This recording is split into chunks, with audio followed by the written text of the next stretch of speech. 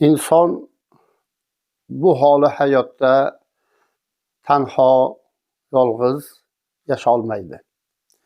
Albatta jamiyat bilan, jamoat bilan, yoru do'stlar bilan, demak bu hayotga har bir inson yashashligi, ular bilan demak do'st, ulfat, uns bo'lib, hamjihat bo'lib yashashligiga demak hamma ham muhtoj.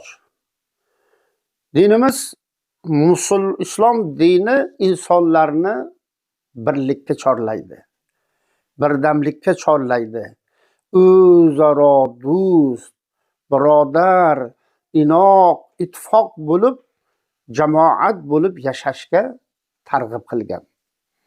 Alloh taolo ham Qur'oni Karimda mo'minlarni vasf qilib innamal mu'minuna ikhwatun. Mo'minlar o'zaro aka-ukadurlar deydi.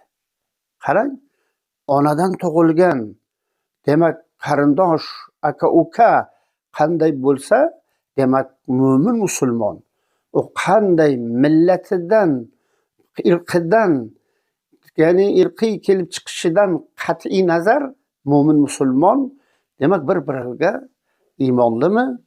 Demak aka-ukaday diniy birodar bo'ladi. Zero Rasululloh sallallohu alayhi vasallam Makka-i Mukarramadan Madinaga hijrat qildilar. Qancha ashabi kiromlar Makkadan Madinaga ko'chdilar. Tanho, yolg'iz. Nima uchun? Iymonni saqlash uchun. Iymonlarini salomat saqlash uchun dunyodan kechdilar. Madinaga borganlarida Madina ansorlari ularga demak bag'rini ochdi, ularga ko'mak berdi. Shunda Rasululloh sallallohu alayhi vasallam har bir madinalik bilan, ansor bilan muhojirlarni do'st tutuntirdilar.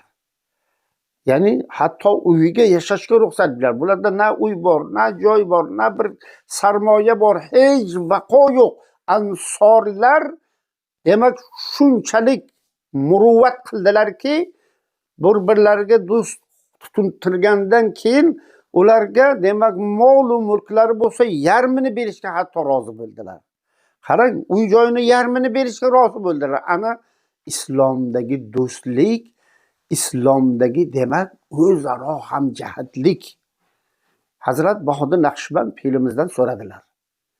Sizni tariqingiz qanday? Hazrat Bahodir Naqshband aytdilarki, bizni tariqimiz suhbatdadir dedilar. Suhbatda. Suhbat degani aslida ya'ni ega bo'ldi, do'st bo'ldi, birodar bo'ldi degani. Bizda suhbat deganda o'zaro gaplashishni nima qiladi? Haqiqatda suhbat demak bizni tariqimiz, yo'limiz, Naqshbandiya yo'lini aytib tushuntiryaptilar. Yo'limiz suhbatda. Xilvatda shuhrat bor. Ya'ni nima demoqchilar? Xilvat degani bu jamoatdan, jamiyatdan, odamlardan uzilib, xilvatchilik, tanho yakka o'zi ya'ni o'tirishlikni xilvat qilgan. Ba'zi darveshlar, ba'zi mashoyixlar demak tariqat yo'llari shunaqa bo'lgan. Xilvatchilik qilgan, uzlat qilgan, odamlardan, jamiyatdan uzilgan. Lekin u Hazrat Bahodir Naqshband shuni aytadilarki, bizni tariqimiz xilvatchilik emas, bizda tariqimiz suhbatda. Xilvatda shuhrat bor dedilar. Shuhratda esa ofat bor. Ya'ni inson o'zi tanho yashasa, shayton unga vasvas qiladi. Sen dedi boshqalardan ustun.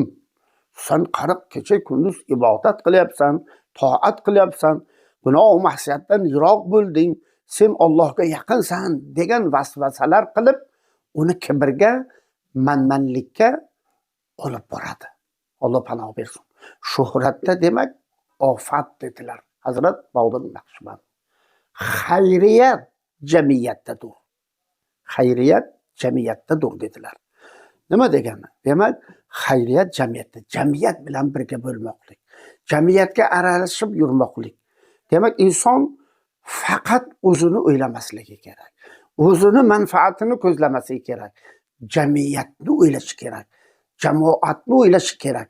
Atrof muhitni demak o'ylashi kerak ekanligini Hazrat buyuk Veliulloh Shoh Naqshband, Bahodir Naqshband izhor qilyaptilar. Qarang, bu ulug' bir ta'limot. Shuning uchun ular mana shunday birdamlikka chaqirgan. Ular o'zlarini manfaatini ko'zlamagan. Jamiyatga, atrofga manfaatim yetsin. Men faqat o'zim bo'lay degan, demak iddaodan ular voz kechgan. Men foydam tegayaptimi? Birovga foydam tegayaptimi? Jamiyatga, atrofimga, mahallamga, yurtimga foydam tegayaptimi deb demak o'sha mana shu narsani targ'ib qilganlar.